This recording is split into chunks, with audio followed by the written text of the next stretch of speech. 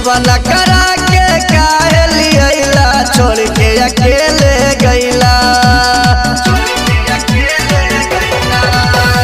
गबन करा के काहे लियला छोड़ के अकेले गईला। तकिया के सती रोज सूता तानी देहिया के दर्द बढ़ैला।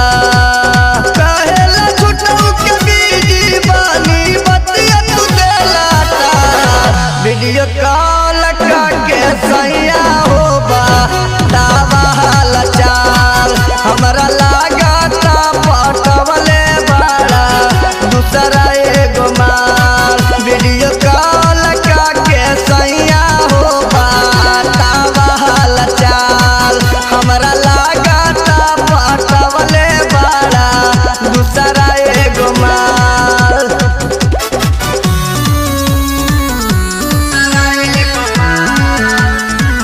VIP recording studio Khidarsarai.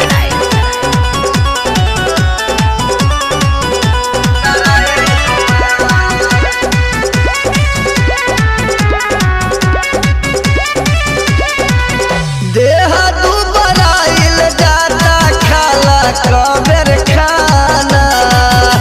आपस छोड़ द पियउए ने ओने जाना।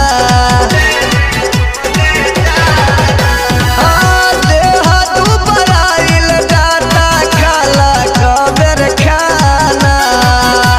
आपस छोड़ द पियउए ने ओने जाना। पाला तुम्हारन बुझला न दर्द भइल बिया उहे काल। वीडियो कॉल करके सैया होबा दावा हाल चाल। हमरा लागता पटवले बाड़ा दूसरा एगो माल। वीडियो कॉल करके सैया होबा दावा हाल चाल। हमरा लागता पटवले बाड़ा दूसरा एगो माल।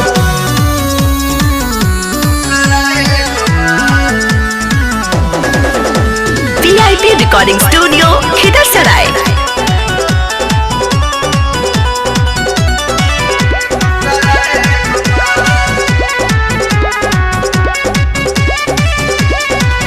तोहरे ला रखले बानी जोगा के जवानी।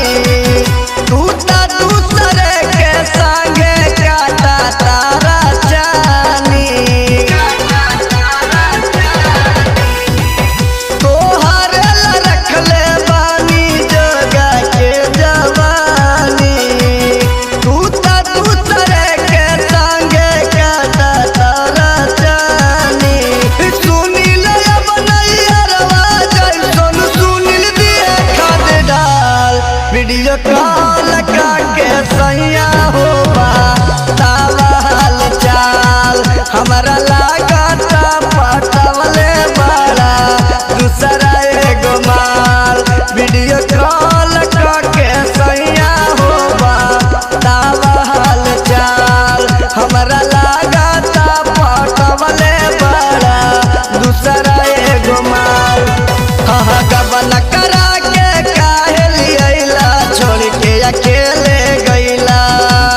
तकिया के सती रोज सूता तानी देहिया के दर्द बढ़ैला। कहेला छुटू के बीजी बानी बतिया तू देला वीडियो कॉल करके सैया होबा दावा हाल चाल। हमरा लागता पटवले बाड़ा दूसरा एगो माल।